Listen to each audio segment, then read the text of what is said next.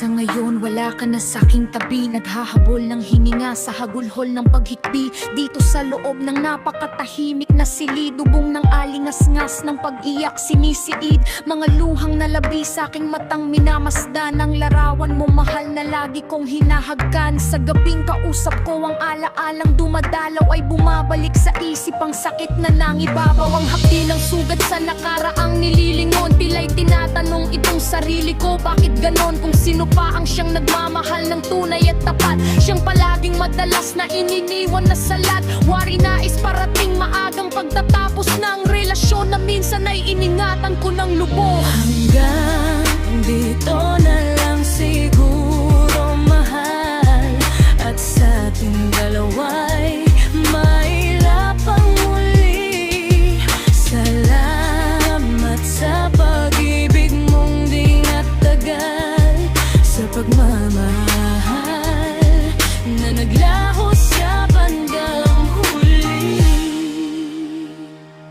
Lingid sa iyong kaalaman, ako'y labis mong sinaktan. Higit pa sa pagluluksa, naramdamang hininatnan. Pasan ko ang kaibigat na ipinataw na parusa, pinagbayaran ng habang buhay na pagdurusa. Sinta na pagkukulang na hindi kinatuwa, magbato ng masakit na salita ang nagawa. Tapos na tayong dalawa, yun ay dahil din sa'yo. Anong mang gawing di kita'y tinutulak palayo. Oo, ako na ang tanga, at least malinaw na umamin. Pumayag sa kagustuhan, labag man sa damdamin, ng hayaan palayain kang hanapin sa iba. Bagay na di mo nakita kailanman sa'king sinta. Patawad kung hindi ako sa paningin ay naging perpekto. Naintindihan kita kung sa galit magsentimento. Hanggang dito na lang siguro mahal, at sa ating dalawa'y mahirapang muli.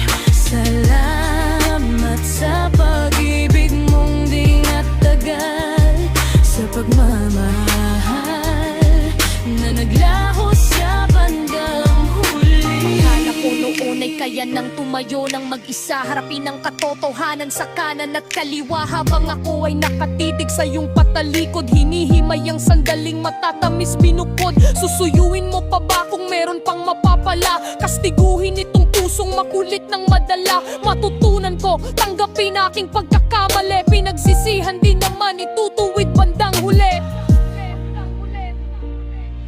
Hanggang dito na lang siguro mahal, at sa ating dalawa'y mahirapang muli. Salamat sa pag-ibig mong di natagal, sa pagmamahal na naglaho